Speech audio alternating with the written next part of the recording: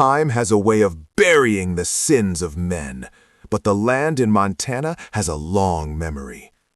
Decades have passed since the winter of 1976. The Grant Ranch House has long since collapsed into itself, a skeleton of great timber reclaimed by the tall grass and the nesting hawks. The Miller name is gone too, lost to lawyers, debt, and the slow, inevitable rot that follows a legacy built on blood. But at the edge of Silver Creek, where the water still hums its low geothermal song, the physical scars of that February morning remain. If you walk the boundary line today, you can still find the fence. It is no longer the shiny, lethal Glitner's best that Silas Miller so proudly strung. It is a jagged, rusted relic, its barbs dulled by 50 years of mountain storms and shifting ice.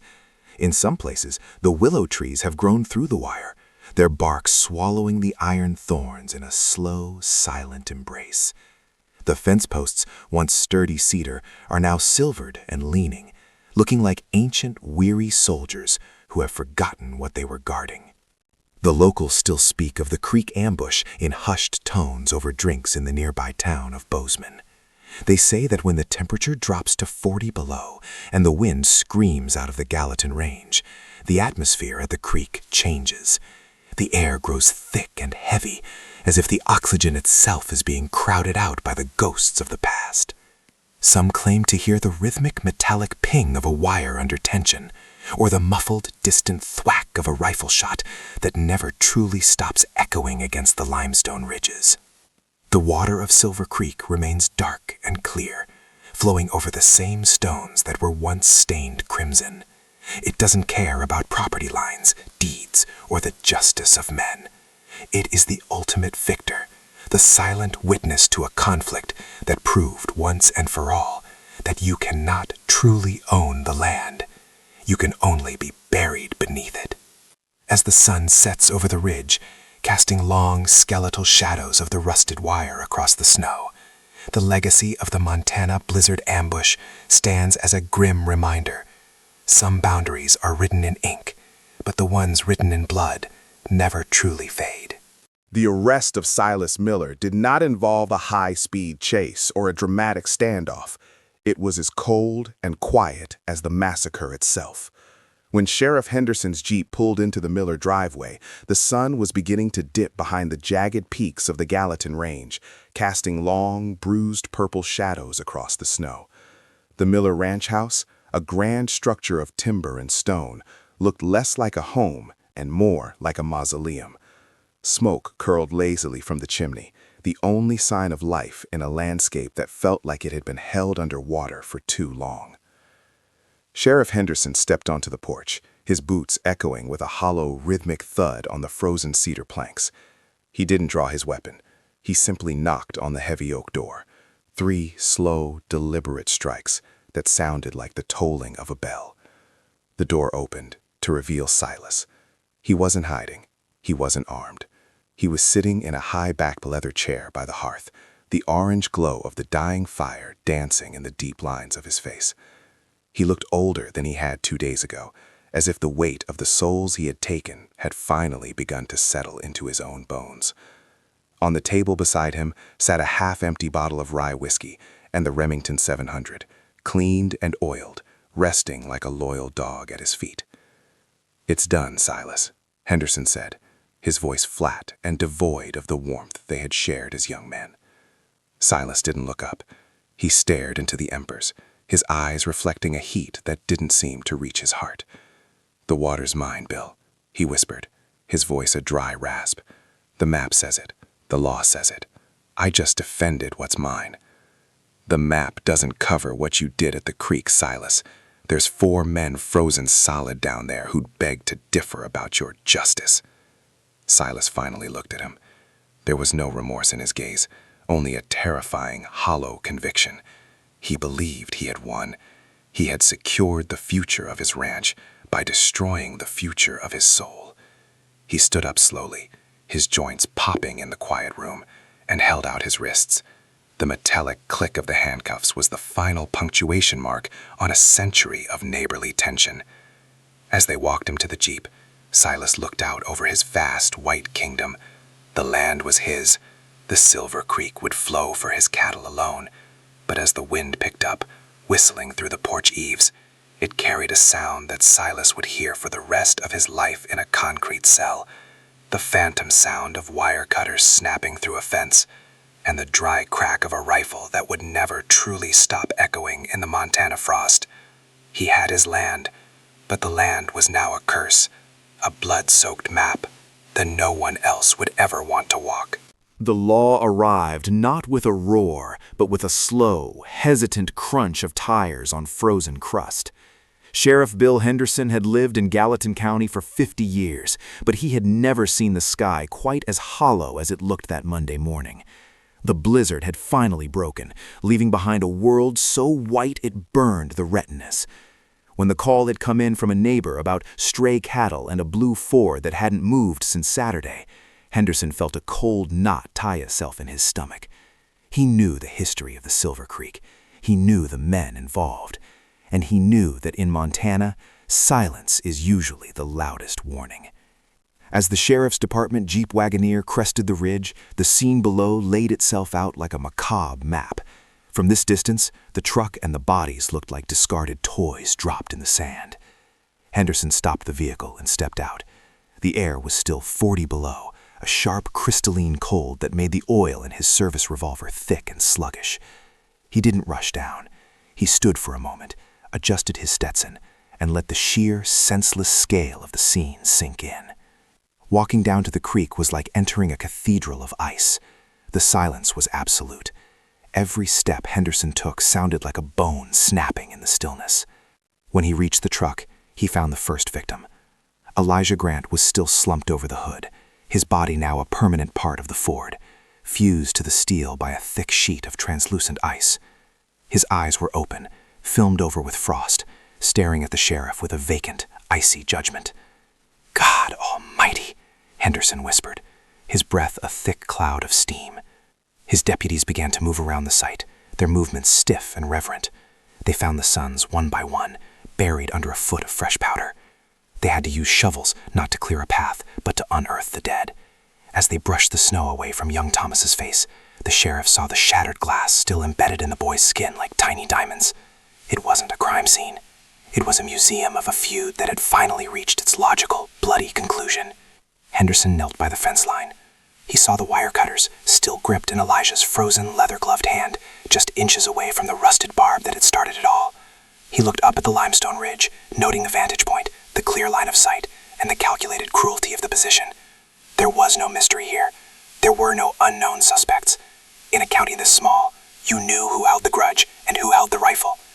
The sheriff didn't call for an ambulance. He called for the coroner's sleds.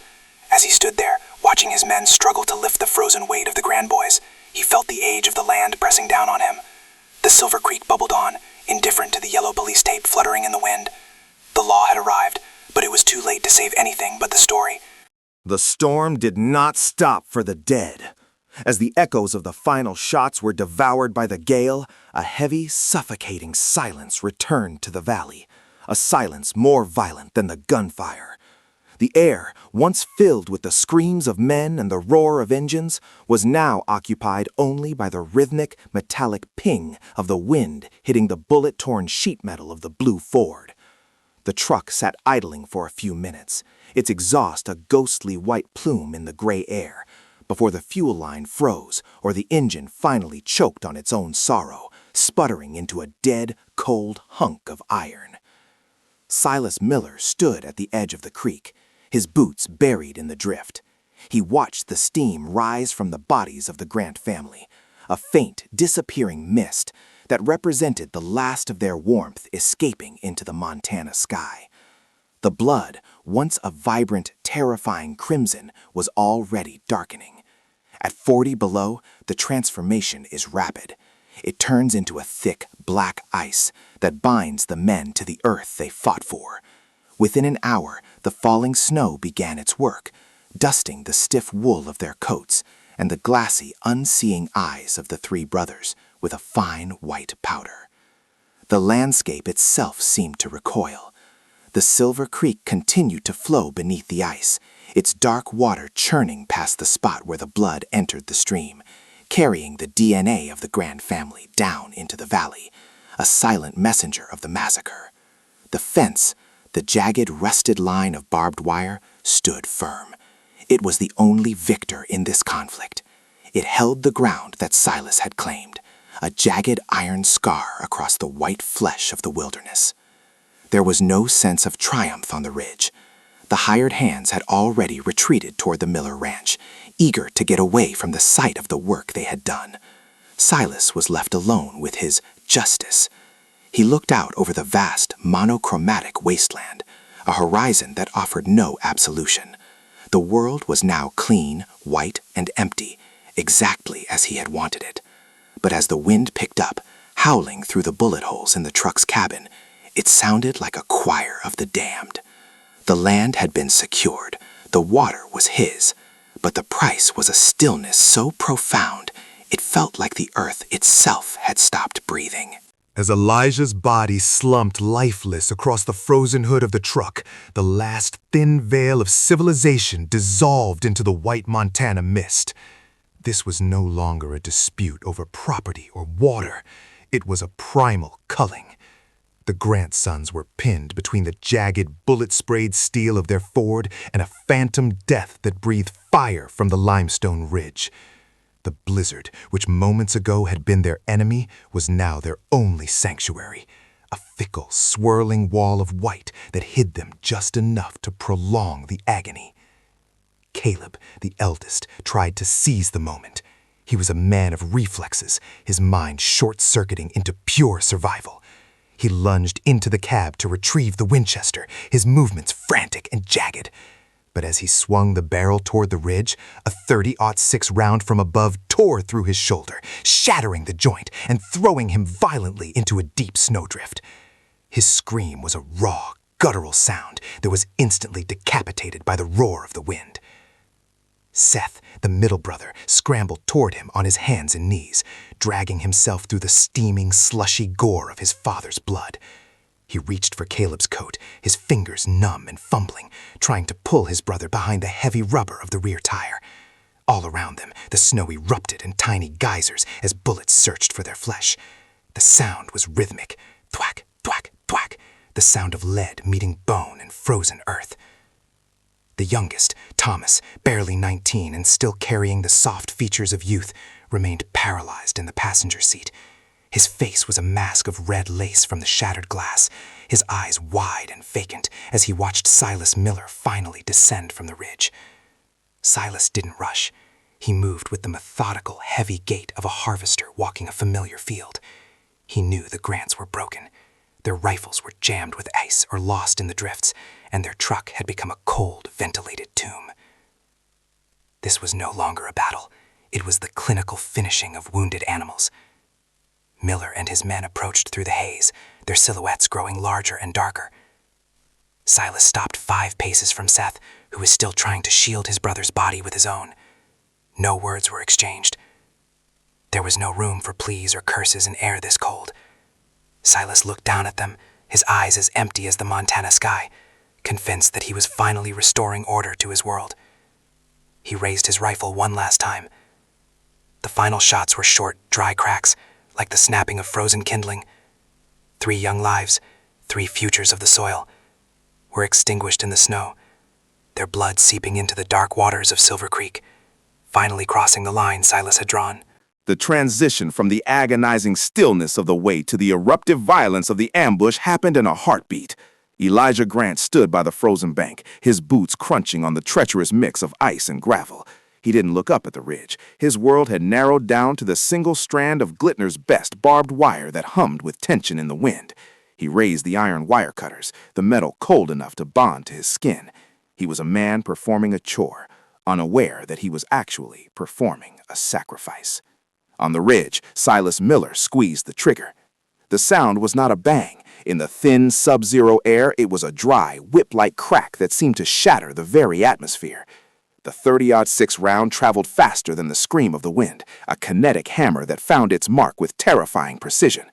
The bullet struck the iron wire cutters first, turning the heavy tool into a spray of shrapnel before burying itself in Elijah's chest. The force didn't just knock him down, it threw him backward against the hood of the fort, his life's blood erupting in a steaming crimson mist that was instantly whipped away by the gale. For a second, time dithered. The grandsons, still half sheltered by the truck's cab, froze in a moment of pure sensory overload. The smell of burnt cordite, sharp and sulphurous, clashed with the metallic tang of fresh blood. Then the world exploded into chaos. "Get down!" Caleb screamed, but the warning was swallowed by a second and third shot from the ridge.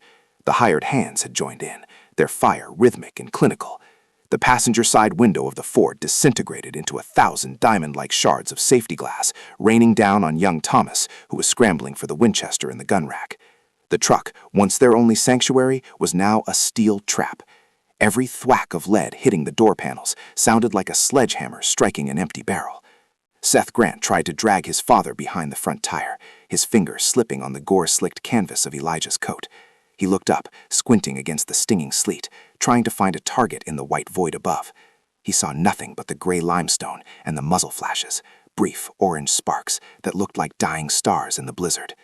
There was no enemy to fight, only a mountain that was spitting fire. Elijah's eyes were open, staring at the Montana sky, but the light was already fading from them, replaced by the dull, waxy sheen of the dead. His blood pooled in the depressions of the fort's hood, freezing into a dark, thick sludge that looked like spilled oil. The ambush had achieved its goal in less than 10 seconds. The leadership was gone, the morale was shattered, and the Grant family was pinned down in a frozen grave, waiting for the next crack of the rifle to decide who was next. While the Grants were driven by a desperate, righteous indignation, Silas Miller operated with the cold, mechanical patience of a trapper. He didn't view the coming confrontation as a conversation or even a fight. To him, it was a necessary culling. He knew the psychology of Elijah Grant better than the man knew himself. He knew that the Grants were descendants of people who settled problems with their hands, not with warriors. He knew that when the cattle began to moan from thirst, Elijah would come to the creek, not with a summons, but with a pair of iron cutters. Silas didn't wait in the warmth of his ranch house for the inevitable. He wanted to be the architect of the end. An hour before the first gray light of dawn could struggle through the storm, Silas and 2 hired hands, men with hollow eyes and no stakes in this land beyond a paycheck, scaled the jagged limestone ridge that loomed over the Silver Creek like a tombstone. The environment was their primary accomplice. The blizzard had transitioned into a true Montana whiteout, a state of meteorological purgatory where the horizon vanishes and the world becomes a featureless, screaming void of crystalline ice. The wind didn't just howl, it shrieked, a high-pitched metallic whistle that tore through the layers of Silas's buffalo hide coat and sought the heat in his marrow. He crouched behind a shelf of frozen rock, his body becoming a part of the landscape. He was motionless, a predator sculpted from frost and bitterness. The cold at this altitude was a physical weight. It turned his breath into jagged shards of ice that clung to his gray beard. His fingers, tucked inside heavy deerskin mittens, throbbed with a rhythmic, dull ache that eventually faded into a dangerous numbness. But Silas didn't move. He possessed the stillness of a man who had already died inside, leaving only the instinct of the hunt. He had positioned his men 30 yards apart, creating a crossfire that covered every square inch of the creek bed below. They were invisible, ghost figures shrouded in the swirling drift, their rifles protected from the moisture by oiled leather wraps. Then, through the cacophony of the gale, a new sound emerged, the low, rhythmic chugging of a struggling internal combustion engine. It was a faint, mechanical heartbeat in the wilderness. Below them, the blue Ford F-250 materialized out of the white wall like a ghost ship. Its yellowed headlights were weak and flickering, uselessly stabbing at the opaque curtain of snow. The truck moved slowly, its tires churning through the deep drifts, groaning as it approached the exact spot Silas had marked. point where the new, lethal fence line cut through the dark, steaming water of the creek. The geography was a killing jar. To the left of the truck was the steep, unclimbable face of the ridge where Silas waited. To the right, the creek, choked with jagged ice floes and treacherous mud. Ahead lay the barricade of barbed wire, tightened to a musical pitch that hummed in the wind. There was no room to turn around, no path for retreat. Silas slowly reached out and slid his bolt-action Remington 700 from its case. The metal was so cold it felt like it would skin his palms through his gloves. He settled the walnut stock against his cheek, the frozen wood biting into his skin. Through the high-powered loopholed scope, the world turned into a circular, shaky vignette of gray and black. He adjusted the dial, his heart rate slowing to a steady, predatory thrum. In the crosshairs, the door of the Ford creaked open.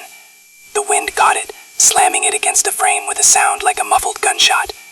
Elijah Grant stepped out, his boots sinking deep into the crust of the snow. He looked small from this height, a frail human figure challenging the fastness of the Montana winter. He reached back into the cab for his wire cutters, his movements heavy and stiff. Silas didn't feel a flicker of hesitation. He didn't remember the winters they had spent helping each other pull calves, or the whiskey they had shared when the rains finally came in '65. All he saw was a silhouette that didn't belong on his side of the wire. He took a long, shallow breath, feeling the sub-zero air burn his throat, and held it. He waited for the wind to drop for just a fraction of a second, the silent window between the gusts, to pull the trigger. The silence on the ridge was now absolute, a predatory vacuum waiting to be filled by the crack of a rifle. The discovery came at dawn, whispered by the bawling of thirsty cattle and the sight of a calf tangled in the new, jagged wire. For Elijah Grant, the sight of Silas Miller's fence wasn't just a provocation, it was a death warrant. Inside the cavernous chill of the Grant barn, the air smelled of dry hay and frozen manure. There was no shouting, no frantic planning.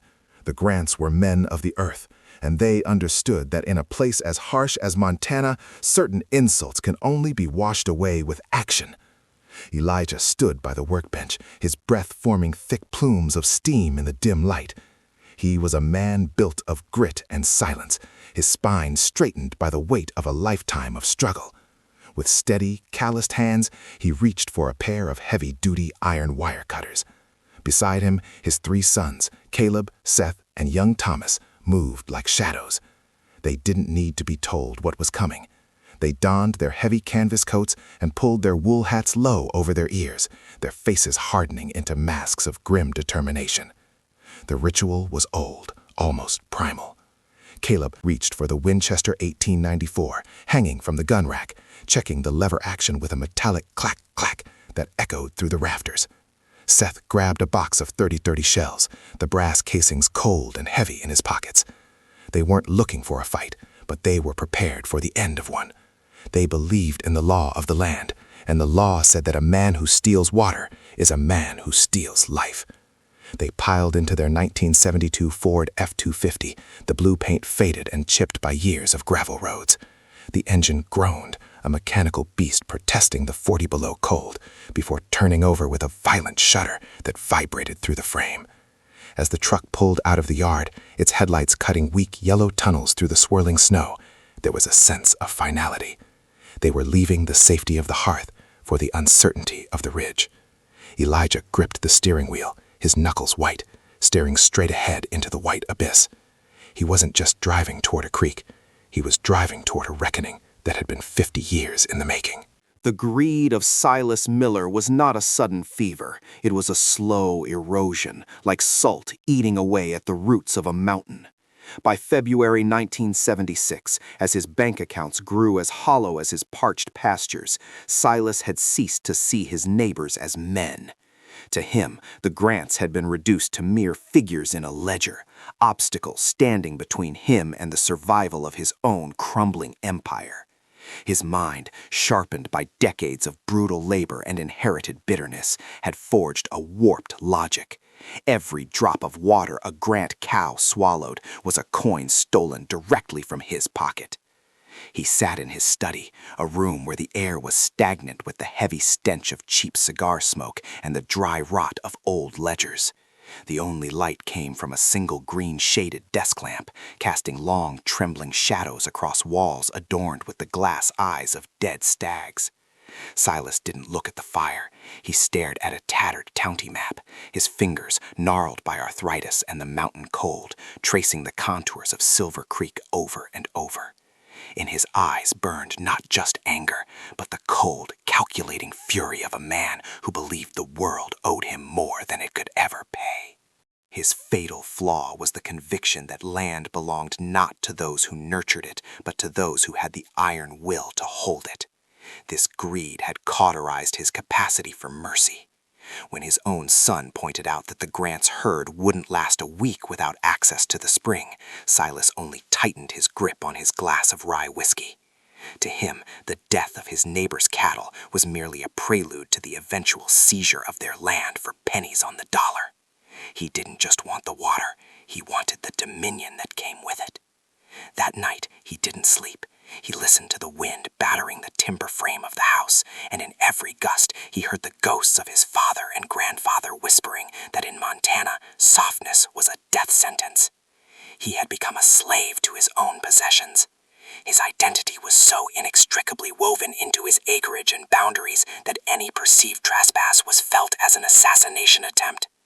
Silas Miller was no longer a man. He was an extension of the rusted barbed wire he had so meticulously strung, gold, sharp, and ready to tear into anyone who dared approach his version of justice. The conflict did not begin with a gunshot. It began with the slow, agonizing death of the land. By the mid-70s, the aquifers beneath Gallatin County were retreating, leaving the soil parched and the cattle desperate. In a winter as brutal as '76, liquid water was more precious than gold. Silver Creek was the lifeblood of the valley, a narrow, winding vein of dark water that refused to freeze completely because of a deep geothermal spring hidden beneath its rocky bed. It was the only reason the cattle on both the Miller and Grant sides were still standing. But water in the West is never just a resource. It is a legal battlefield. The boundary between the two ranches was defined by a survey map from 1923, drawn by a man who had never seen the creek in full flood. According to that yellowed piece of parchment, the property line ran directly through the center of the deepest pool. For 50 years, the families had shared it with a silent, uneasy truce. But as the drought worsened and the Miller family's debts mounted, that truce evaporated like morning mist. Silas Miller, the patriarch of the rival clan, was a man consumed by the feuds of his ancestors. He viewed the shared creek not as a blessing, but as a theft. He spent his nights staring at the maps, his mind twisting the law until it served his greed. To him, the Grants weren't just neighbors, they were parasites drinking from his well. The air around the creek grew heavy with unspoken threats. Every time a Grant cow crossed the shallow water to graze on the wrong side, Silas saw it as an act of war. The physical manifestation of this hatred appeared on the morning of February 12th. Under the cover of a Cree dawn frost, Silas and his men dragged heavy spools of Glitner's best barbed wire to the water's edge. This wasn't standard fencing.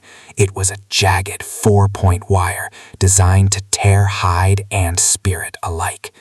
They hammered cedar posts deep into the frozen mud, right through the heart of the creek. By the time the sun rose, a pale, sickly disk behind the clouds, Silver Creek had been butchered.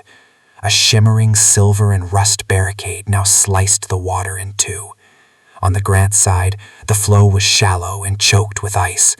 The deep, life-giving pool now sat entirely behind Miller's iron thorns. The sound of the creek changed that morning.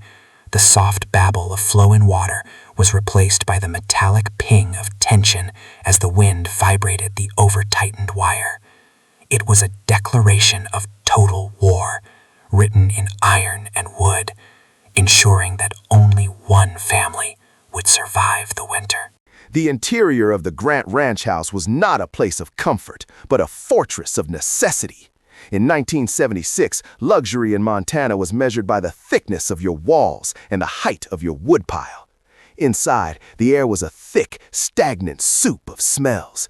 The sharp, acidic tang of wood smoke, the musk of damp wool drying near the hearth, and the faint, ever-present odor of fried lard and coffee grounds. It was a house that smelled of labor, of men who spent 14 hours a day fighting the land, only to return and sleep in rooms that never truly got worn. In the center of the kitchen sat the heart of the home, a heavy, cast-iron wood-burning stove, its black surface scarred by decades of use. It groaned and popped as the pine knots inside disintegrated into glowing embers, casting a flickering orange light that danced across the cracked linoleum floor. This stove was a demanding god. It required constant feeding, a rhythmic ritual of stoking and cleaning that defined the winter months. To let the fire die was to invite the ghost of the frost inside, and in Gallatin County, that ghost never left once it crossed the threshold. On the scarred oak table sat a tin percolator, its rhythmic bubbling providing the only soundtrack to the morning.